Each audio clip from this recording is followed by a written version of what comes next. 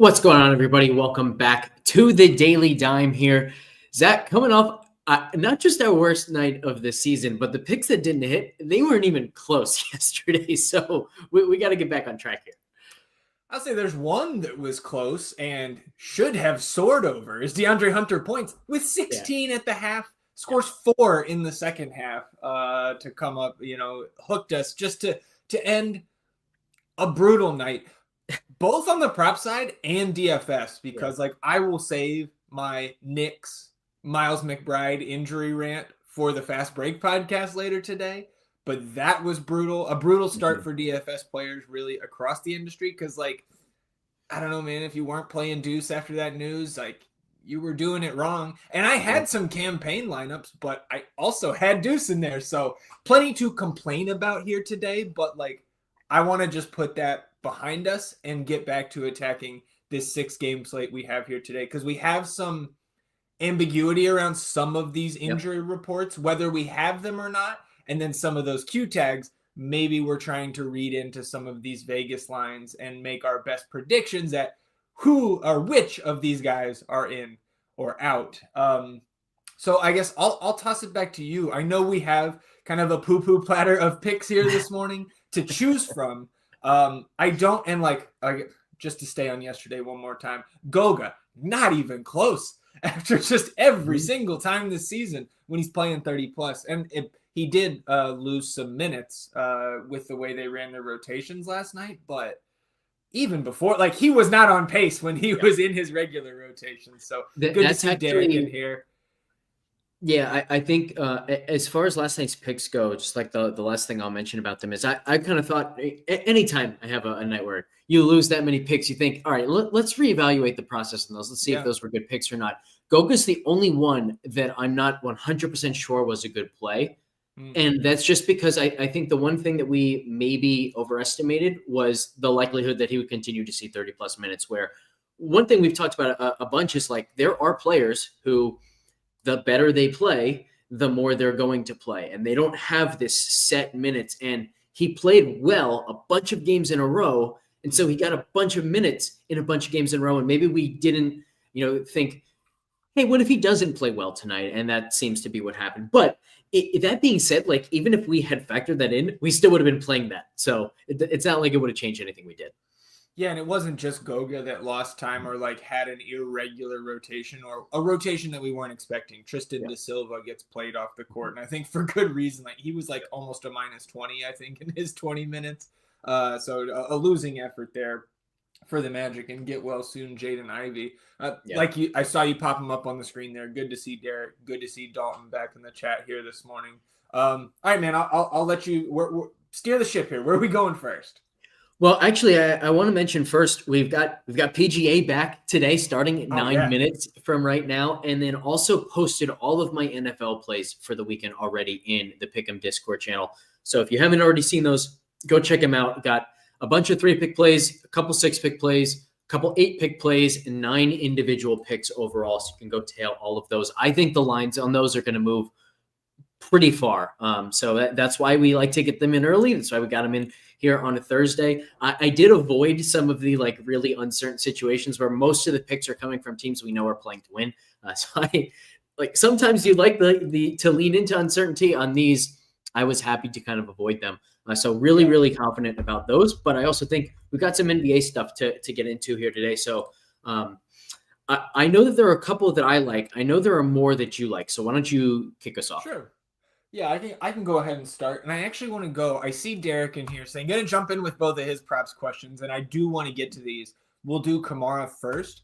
But let me talk about the 2 Blazers props that I am on here this morning. First, and kind of following the model's lead here on Scoot Henderson. He has been on a little bit of a hot streak, at least relative to our Scoot Henderson expectations at this point of his sophomore season. He's averaging 11.3 points per game, but you can go back and see 3 of the last 4, 19 points against Dallas in a 4-point win, right? 18 points against Utah. That was an 18 and 10 assist double-double in a 2-point win against the Jazz. So Blazers winning games here. And then he had 14 on 4 of 11 shooting, right? So the volume has been there. But then you see them, they go up against Philadelphia, they get blown out on the 30th, just 2 of 7, back to 24 minutes for Scoot. And I think that's more of what we should expect. Now, we haven't projected for 26 minutes here, so I think a very fair minutes projection there on Scoot, kind of accounting for, right? He could end up in the low 20s if he's not playing well, or if this game is more competitive, or he can get up into the upper 20s if this game really gets out of hand. And again, the Blazers are 9-point dogs here on the road against the Lakers tonight. We've got Scoot projected for just a hair above 10 points tonight in the model, and he's under this 12.5 number in 14 of 25 appearances this season. So I mentioned also, like, I think if this game stays competitive, Scoot could be a guy that gets a few minutes knocked off his total at the end of the night. Now, another thing that will benefit us with this prop is if the questionable Delano Banton does play, because that just brings an extra variable into the potential minute ceiling for Scoot. If Banton is there, especially late in the game, that could even take away some potential blowout time if this game got there. But even if Banton is out, I like this because I like pairing the under Scoot points with Denny Avdia for the uninitiated with the PRA at 25.5. Give me the higher than 25.5 on Denny.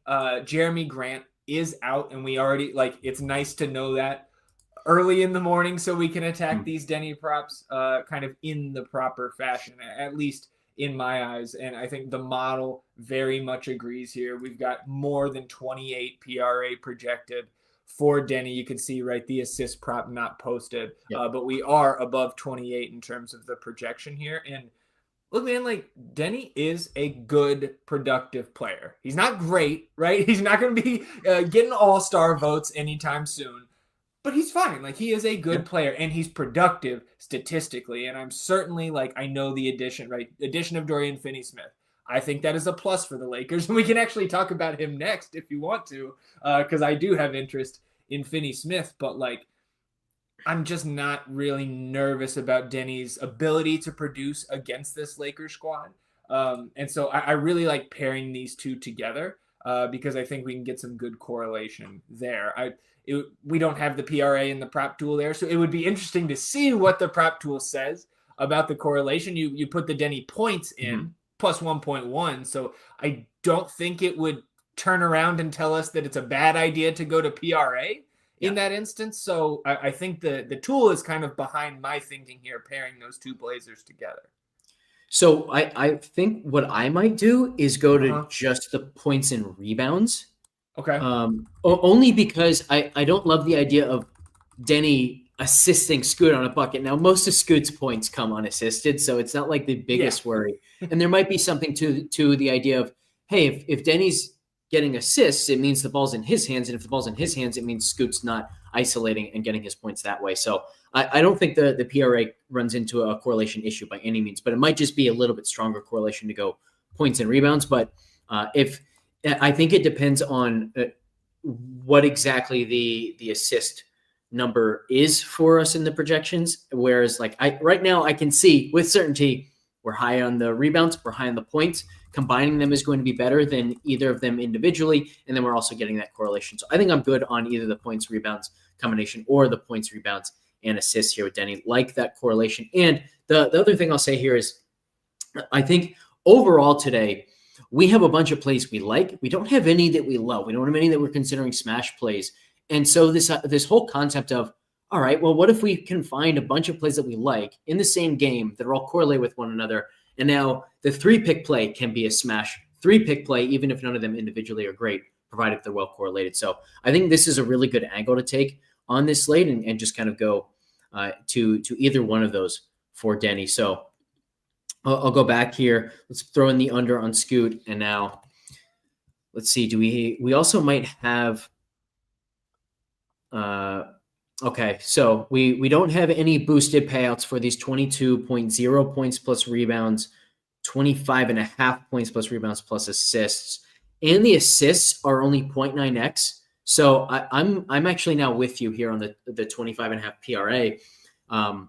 So basically just looking at that, like 22, the difference between the points plus rebounds and the points plus rebounds plus assists is exactly equal to the assist number. Usually it's going to be a little bit higher. Mm-hmm. And that assist number seems to be too low since it's 0.9x. So this should be 26 or 26 and a half. So this is definitely the better number that we're getting. Yeah, and I think for me too, I want as many ways if I'm going to Denny here, because like he is, he's not leading the league in assists, but career high 17.8% assist rate this season. And if you just look at the games when he's played 30 or more minutes this season, there's just 9 of them, of course, because he spent the majority of the season in a reserve role. But 9 games of 30 or more minutes, he's over this PRA number in 7 of those 9.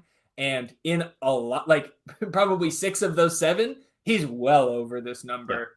So again, blowout could certainly hurt us here. But if this game is single digits in the fourth quarter, I think these two picks correlate pretty darn well. And then to Derek's question about Kamara, just on the surface in the projection, we have him for 6.4 rebounds here. Again, with no Jeremy Grant, we've got a 32-minute projection on Kamara. He is back from his recent absence as well.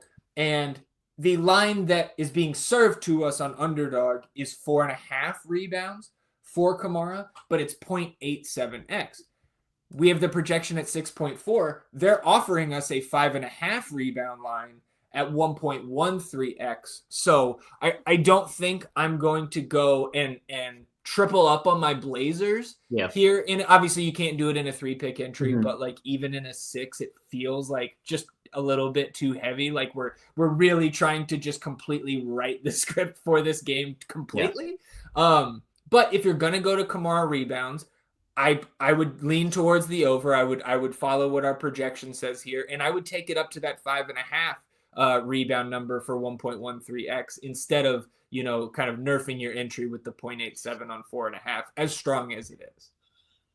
Yeah, I mean, he's been really good in the rebound department of late, but I still think this might be one of those where we categorize it as, look, this is definitely the correct side, but is it enough on the correct side to actually make it worth it? Honestly, like just in his last 8 games, he's gone 6, 6, 7, 8, 7, 12, 8, 10. So let me ask you, Zach, like, is there anything tonight that makes you think he might not be able to produce on the glass the way he has in the last 8 games? I mean, I think to me, it's like, if we're thinking about what has been going on lately with the Blazers, right? We've had a pretty short-handed front court. It's like 2 weeks ago, they were starting Jabari freaking Walker at center against Victor Wembanyama, right? In that game where we had Sohan and the game blows out. Now Klingon is back. Time Lord is back. Ayton is in there and getting his full run. So, again, I like the prop. I just don't. I think I just prefer Denny and Scoot and pairing those two guys together, because I think those are a little bit more advantageous. Those lines are a bit more advantageous in my eyes compared to Kamara's rebounds here. And again, to your point, the recent game logs, he is over this 5.5 number in 8 straight games or something like that. I just don't know if that continues. But again, I'm fine taking this prop. I would take the over, and I would take the 5.5 if we're going there. I assume you and I are in agreement that we don't want to put that 0.87x line into our entries here. Correct. Yeah, I would definitely go to the 5.5 at 1.13 instead of the 4.5. How about his other question on Reeves? Let's go to Reeves, and I see he also, we can just get to the Lakers here because I have a Lakers pick. We want to talk Reeves with Derek, and he's saying the Anthony Davis Q tag, if he's out, he's thinking of going to over 7.5 for Tumani Kamara.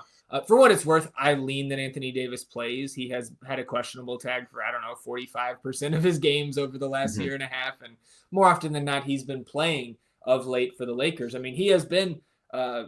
compared to what we think about Anthony Davis, he's been very reliable from an availability standpoint over the last 18 months or so.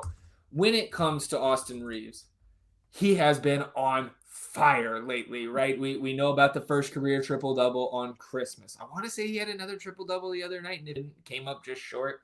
He's been great. That PRA line for Austin Reeves sitting at 30.5, but we've got the 0.89x there. and you have to go all the way up to 34.5 to get the 1.52x. Now, we have projected a hair shy of that 30.5 number. So if I'm just going based off of the model, I would lean towards the lower than 30.5 PRA with the 1.12x. And everybody seeing that us, like we're seeing it with our eyes. We're seeing it if we're just checking the box scores. Austin Reeves is on fire of late. I do not love this one. What are your thoughts on Reeves here with the PRA? Because again, I know he's been cooking, but this Lakers rotation is in flux. I don't think he's in danger of losing a ton of minutes here, right? But they did just bring Finney-Smith in. JJ Redick mentioned Dorian Finney-Smith for the time being is going to be coming off the bench. I do think his minutes start to trend upward as soon as tonight. And who knows what that does for Austin Reeves. Again, I don't think that we have this.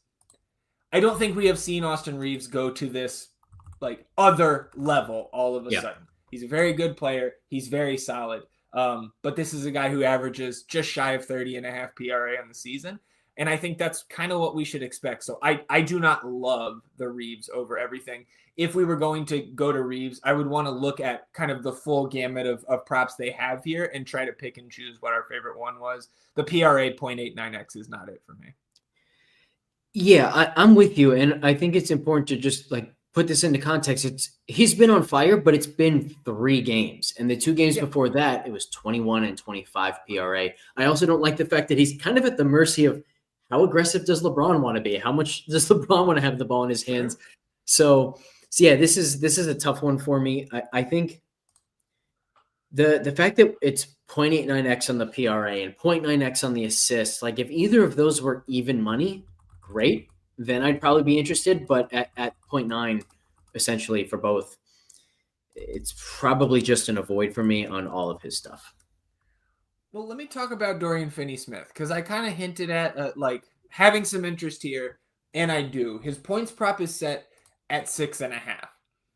And if he gets another 20 minutes off the bench, I'm not going to like this as much. I don't think we're dead with it. But I do think his minutes are going to start to trend up because the Lakers, they didn't make this trade for him to sit there and play 20 minutes a night off the bench, right? Yeah. Eventually, Dorian Finney-Smith will be in this starting lineup, at least how I see things. Like, I don't think you can keep him in a 6-man role. He doesn't profile like that. He's a guy you want out there for 30-plus minutes to defend, to hit 40+% from 3. And so he averaged 10.4 points per game while he was with Brooklyn this season. Obviously, we cannot take that and say he's going to average 10.4 points with the Lakers because, again, on the surface, you're like, okay, well, you're joining a team with LeBron and Anthony Davis and, you know, Austin, Larry Bird, Reeves. And so, like, where is the usage going to come from? But the usage with the Nets was actually not as high as you may have thought, 14.3%. That's slightly above his career average of 13.2. And we do have multiple seasons of evidence, of game logs, of Dorian Finney-Smith playing next to all-star caliber players who have the ball all the time when he was in Dallas. The last 2 years he was with Luka, or really year and a half, right? Because he goes to Brooklyn in the Kyrie trade. But final 2 seasons with Luka in Dallas, 13.8 and 12.8 usage rates, respectively. Averaged 11 and 9.1 points per game in those 2 seasons, respectively. And it is important to note, 33 and 32 minutes per game, a far cry from the 20 he got in his Lakers debut. I mentioned again that JJ Redick said he envisions him being in a bench role for the time being. So I don't think we should expect starting level minutes, but he's by far the best bench player they have. And he's better than Max fucking Christie. Excuse my language, but like at some point, Dorian Finney-Smith will get into this lineup. He was the only Laker with a positive plus minus against Cleveland on Tuesday. So we haven't projected for 26 minutes here. Maybe that's a little bit hot, but it's 9.57 points in the projection model with that minutes projection. So even if he doesn't get up quite that high, I think this is a prop that we will see consistently at 8.5, at least 7.5 in this bench roll, and potentially 9.5, 10.5 if and when he breaks into the starting lineup. So I don't want to be scared with this and hesitate. I want to say Dorian Finney-Smith's going to come out there. He's going to start knocking his threes down. Again, career high 43%, I believe, just shy of that in Brooklyn this year. So I like the over 6.5 points here. And I know that like That's not a lot of points, but I don't think Dorian Finney-Smith needs a lot of shot attempts. It's like 8.5 shot attempts per game in Brooklyn, if I recall correctly. Like, he can get 6 or 7 here with the Lakers and get over 6.5. So I like this prop. I don't like it as much as the two that I paired on the other side of this game. But it's kind of a little 3-man or 3-pick game stack here if you take those two Blazers that I was talking about and Finney-Smith. I don't hate that as a little 3-pick entry here just for a single game.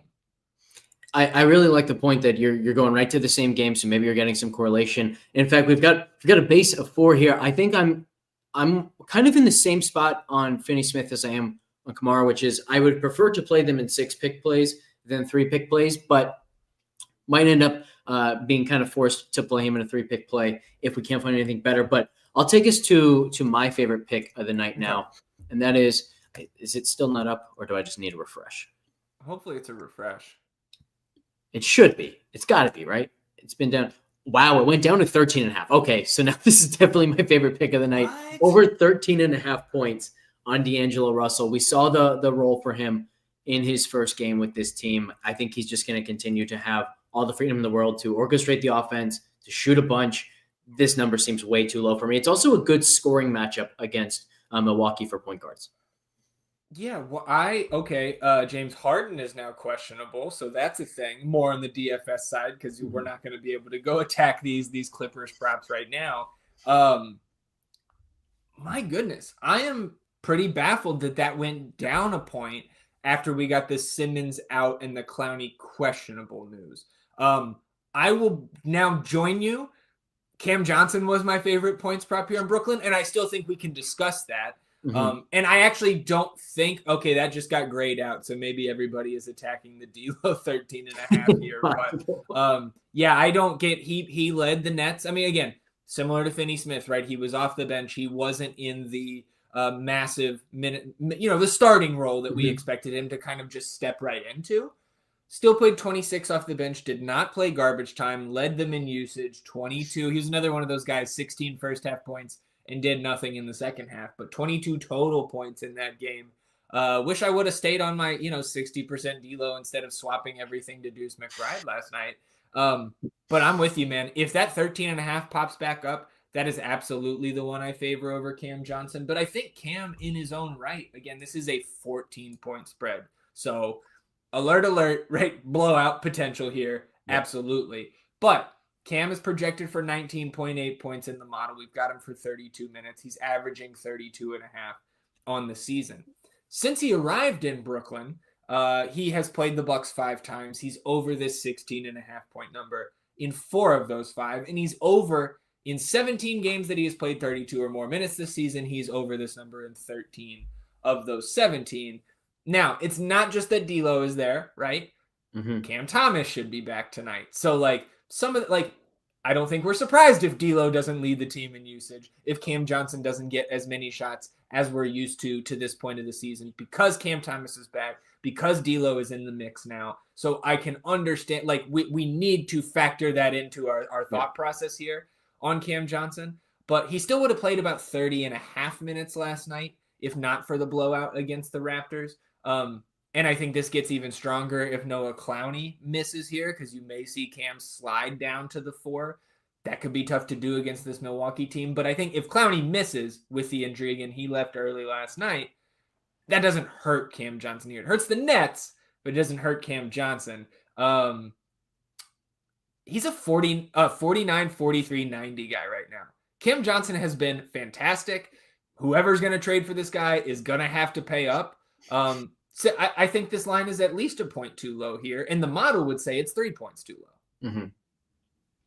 Yeah, I think this one's strong too. I do prefer Russell, but I also think that these two could play well together. In fact, I think if I were to go to the Cam Johnson points, I might look at some D'Angelo assist stuff instead. So let's see if I probably don't want the 5.5 at 0.92x, but I wouldn't hate the 6.5 at 1.1x paired with Cam Johnson. So I think you can do stuff like that as well. Yeah, I wish we had our chart done from this game last night because we could go look at Yeah. potential assists here from FTN data. So maybe I'll Mhm. just slide over as we move to our next pick, slide over to the NBA site and see what D'Lo had in terms of his potential Mhm. assists last night. Yeah, I was gonna say let's go to the stocks props here because I know we have a pair of them that we both really like. Yeah. So this first one for me is Brooke Lopez, and he's at 1.12x on the stocks, and this is just a very solid matchup.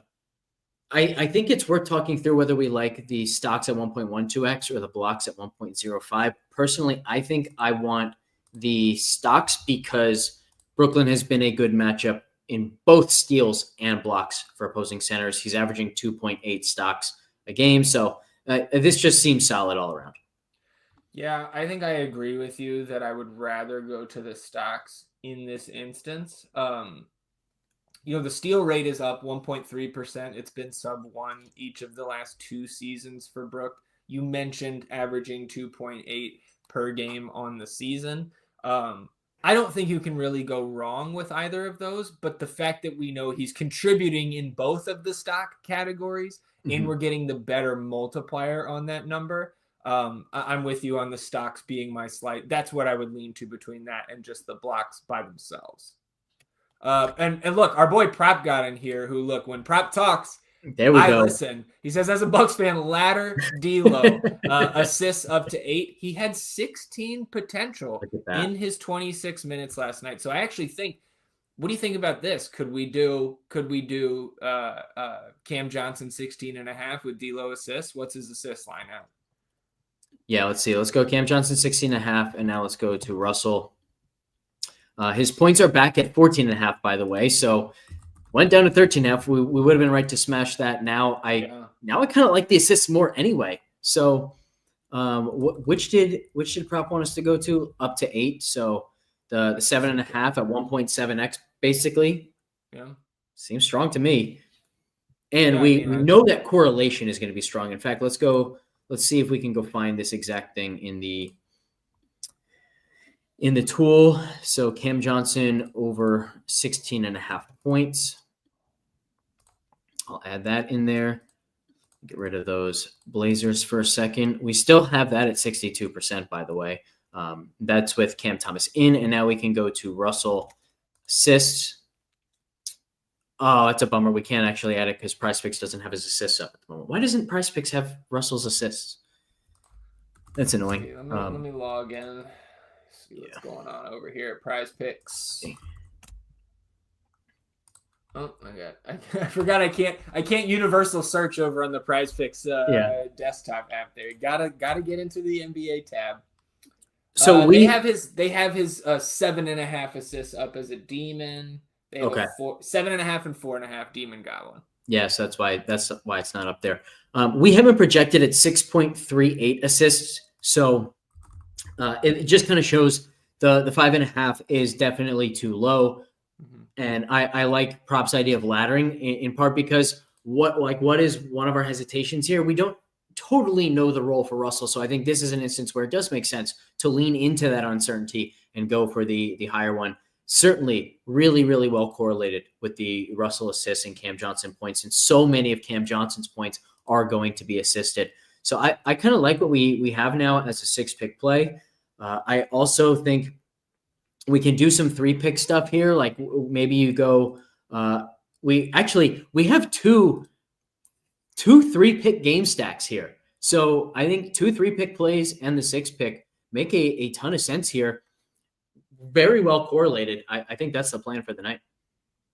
Yeah, no, I like it. The one other one that I wanted to mention that we were discussing, and if you said it there and I missed because I'm over here trying to look at percentage of threes that are assisted for Cam Johnson and all of this stuff, but Miles Turner is also on that stocks board over there at Underdog.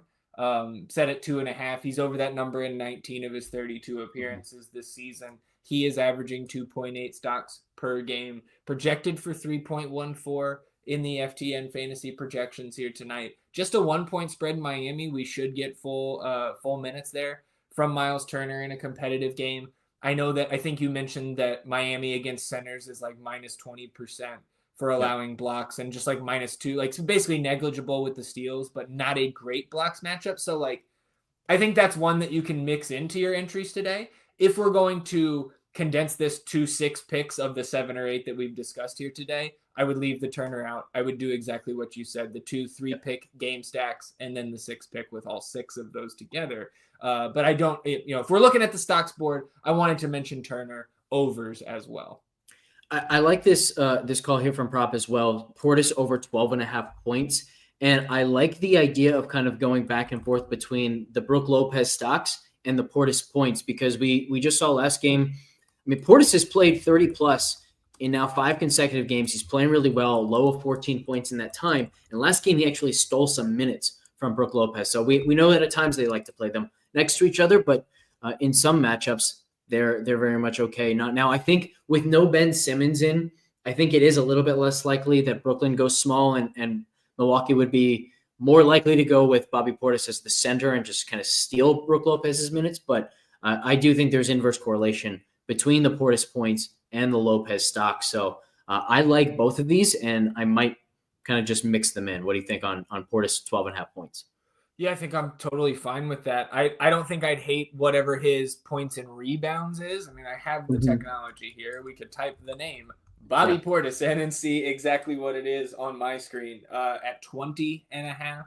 I mean, he is over that number in each of his last 3 games against Brooklyn. He did have some elevated minutes in those, including, I mean, these are all 3 games this season.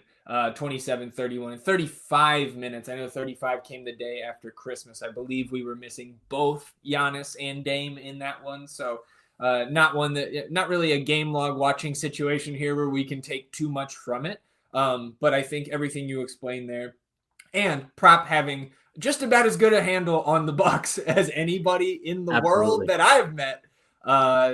Again, when Prop talks, I listen, and Bobby Portis, you mentioned the minutes that have been increasing of late, even when getting Giannis back, when getting Dame back in the mix. I think that's a pretty solid pick. So it looks like we have to buy that extra point here on Underdog to get it up to kind of an acceptable multiplier here. 0.87 on 11.5. Yeah, I mean, and since he'd like to, it looks like we can't go 12.5. Actually, we'd have to go to 14.5 at 1.4x, which I don't mind. I'm curious, Prop, if you're still watching, what do you think? Do you like the 11.5 at 0.87? Do you like 14.5 at 1.4?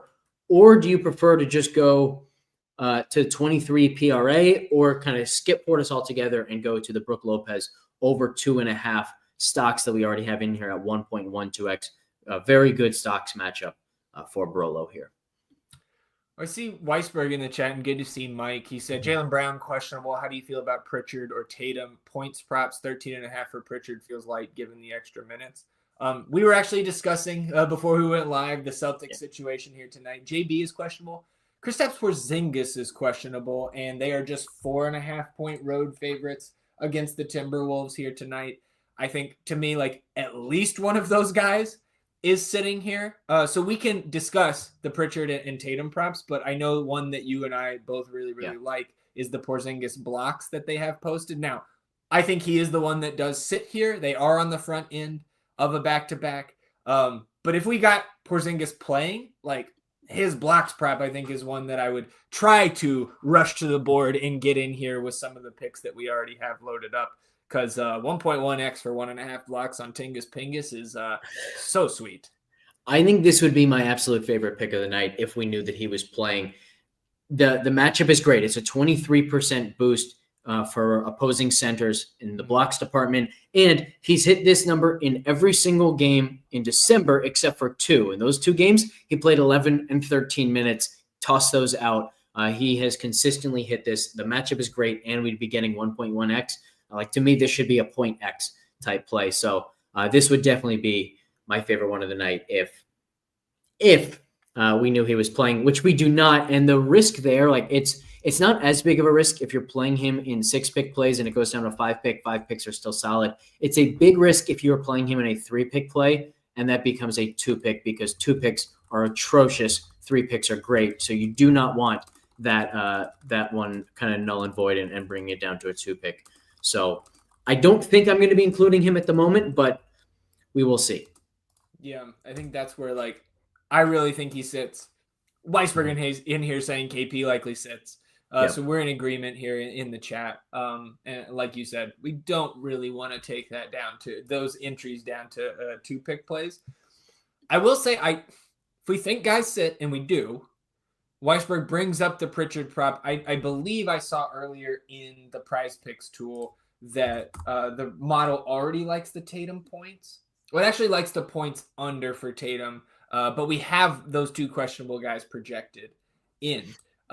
Peyton Pritchard, though, we know he's playing a bigger role even if everybody is healthy this year. With those guys projected in, we've got him at 12.5 points. The line is at 13.5. But if you just search for the games that he has played, 28 or more minutes in this season, it's 16 of them. He's over this 12.5 or 13.5 number rather in 14 of those 16. So I think I would prefer the Pritchard points if we were going to try to get on one of these 2 early. Do you have any other thoughts there? No, I think I'm with you, and it's tough because I want so badly to be able to play that Porzingis one. Yeah. But you can't just wait here, because if you do wait for that news, the Pritchard 13.5 is not going to be anything close to that number. So it's one way or the other, you're getting at least one of those picks in a really good spot. But as of right now, because we have 6 that I already like, I don't think I need to mess with this situation. Weisberg also pointing out the 3.5 made threes is 1.17x. 11 of those 16 games I mentioned, he is over that number, so I wouldn't hate that one either. And Prop God did chime in, said Portis PRA would be his pick there on Underdog. Anything else for you on the props here? Because I know I have a couple DFS notes to talk about, but again, this is a slate where we've got so many outstanding Q tags. We can talk about if this, then that, all we want, but we can also do that closer to lock once we've got the more full picture. Anything else for you on the props?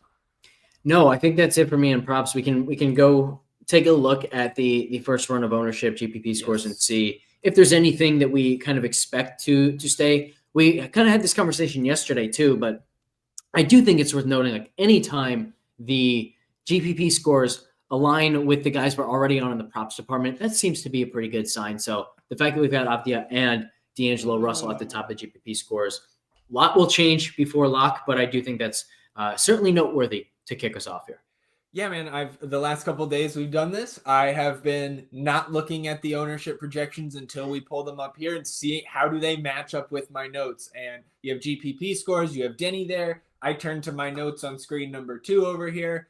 Denny night is my first note at 5,700, small and power forward eligible against the Lakers with no Jeremy Grant. So even at that 32% number, I like it. The model likes it. I would play Denny. I think that is some good chalk at this point of the day. So is Trace Jackson Davis, man. Yeah. How does DraftKings yesterday, whoever was in charge of pricing on New Year's Eve, maybe got started on their celebrations a little bit early, because the pricing yesterday was all kinds of jacked up, and now it's back to normal on DraftKings. So I don't know what's happening. $4,700 Trace Jackson Davis. Get you some of that. That is also good chalk to me at this point, even with the potential matchup against Embiid. And this is actually what I wanted to ask you, and we didn't actually have the conversation because we had so many other good talks about those props here this morning. The model loves Paul George over 5.5 rebounds. It's like the strongest prop in the Prize Picks tool. So I want to talk about Kuminga. I'm looking at Kuminga. I love Kuminga. Joel Embiid. He's questionable tonight. That line in that Philadelphia game, right? We know he missed last night.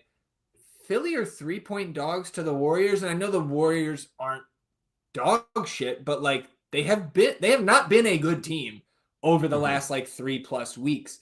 So I feel like if these Sixers guys were all healthy and ready to go, Oubre also missed last night. I expected him to play here today. I feel like they should be slight favorites here. I mentioned the other night, or it was yesterday, where I was like, they would be massive favorites against Portland if these guys were playing. So do you have any read there as a Philly guy? Like, because if Embiid plays, man, I'm very interested at a sub 10K price tag.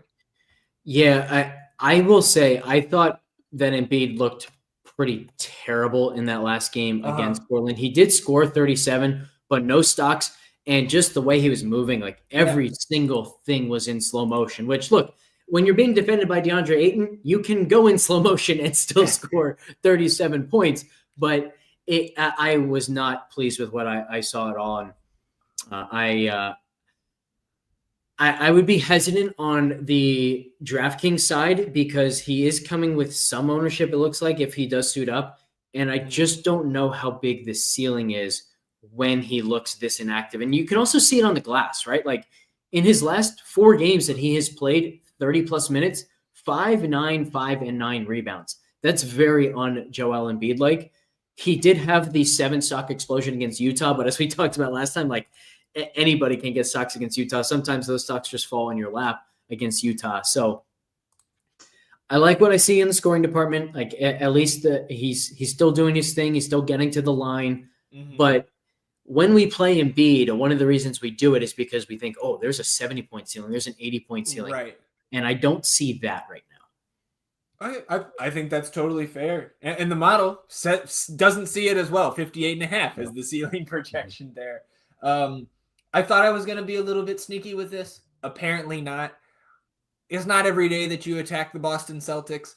I think the Minnesota Timberwolves with their tight rotation makes some sense here on DraftKings, like relatively cheap salaries for the minutes we can expect out of some of these guys in their production levels, like a Naz Reid, like a Jaden McDaniels. Dante DiVincenzo has been great lately from a fantasy perspective.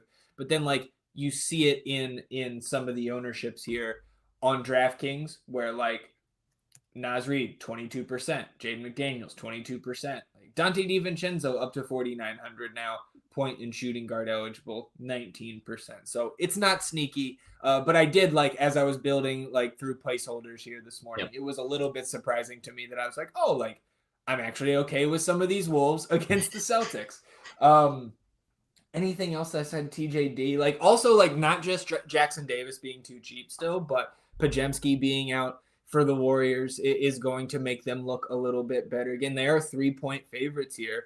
And Jonathan Kuminga, even in this bench role, continues to crush.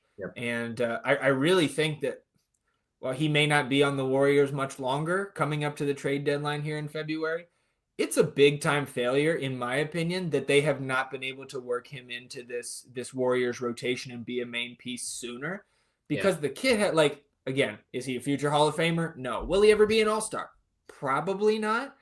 But Jonathan Kuminga is a good NBA basketball player, and the fact that it's been such a roller coaster ride with him. I think Steve Kerr is a really good coach. I think this is a failure on him and the rest of that coaching staff and front office where they haven't been able to figure it out. Maybe this is the time. Maybe they have, right? And maybe we go forward and it's all great for Kuminga, but that's now I'm getting into more of a podcast type rant here. So I think I'm DFS'd out. Denny on FanDuel as well. Trace Jackson Davis over there, actually, they did do their job. He's, I think, 6K. Still power forward eligible. You can still get to him over there. GPP scores on the FanDuel side. Julius Randle. Again, like a guy playing against Boston is the top GPP score over there on FanDuel. So the model is kind of seeing that as well. And looks like more of a balanced build on FanDuel is what the field is trending towards, because you see basically all spend ups here at the top of the tournament scores. Yeah, and to that point, it's much tighter pricing on FanDuel. One of the ways, or one of like the variables that go into the GPP scores is what is a good quote unquote value that is being projected for each player on each given slate. And so we can use that like value point that we use to set the GPP scores to evaluate where the tighter pricing is. Usually DraftKings and FanDuel are very similar in that regard. Tonight, FanDuel is significantly tighter. I do think that's worth noting. And then going back to DraftKings for a second, I do think it's worth pointing out, like, there are 4 Warriors here at the top of the GPP score. So if you wanted to input a rule, something like min 1 of Schroeder, Curry, Kuminga, and Jackson Davis, I would have absolutely no issue with that whatsoever. Hey, dude, Schroeder 5K on DraftKings with no Podziemski, like sign me up for some of that. Sub 20%. You could see him over there in terms of the ownership on FanDuel, 5,400. He's top 5 in ownership right now in the morning run. I did just see Trace Jackson Davis, 40% on FanDuel. Denny is right there at 38% for $400 more. Of the two, I prefer Denny over there on FanDuel tonight. But you can slot Denny at small forward. You can slot TJD at power forward. Mm-hmm. You do need to get different somewhere else. But I don't look at those ownership numbers. TJD being number 1 this morning is a little bit surprising to me. But I get it. So I think, I'm fine playing some of those pieces. Playing Schroeder, like you get all 3 of those guys in, I'm fine with that. Maybe then work in one of those low-owned, high-priced guys that the model loves in tournaments when you sort by the GPP scores. It's the power forward eligibility on Jackson Davis that is making him. It's like Goga last night. Yep. Exactly. All right. Any closing thoughts? Nah, man, that's it. I'm 3 minutes late for the Fast Break podcast, so look out for that on the YouTube channel or on your podcast feeds later today. There will be more Miles McBride ranting. Yeah, I can't wait to hear that one. Weisberg also saying bet against Steph with the sprained thumb, which you can also use just as a bet on the trio of Jackson Davis, Kuminga, and Schroeder on the DFS front. So Steph is questionable. 3-point favorites. I think he's playing. Yeah, I think so too. Yeah. So it's a good point by Mike. Yep, definitely. All right, guys. Appreciate you all tuning in. We'll be back tomorrow, same time, 12:30 Eastern. We will catch you then.